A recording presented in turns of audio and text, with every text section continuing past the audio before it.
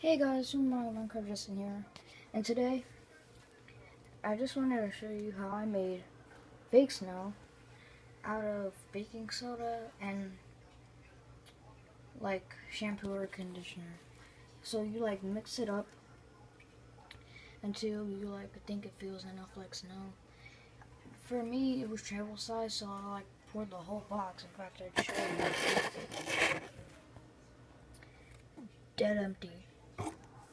Now it still has a little bit of shampoo left in it, so I guess I might be using that. So yeah, I wish you could feel this in person.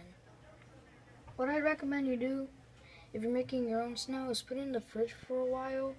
Therefore, it is cold and therefore feels more like snow. If you really want to do that, or maybe it's global warming. I don't know.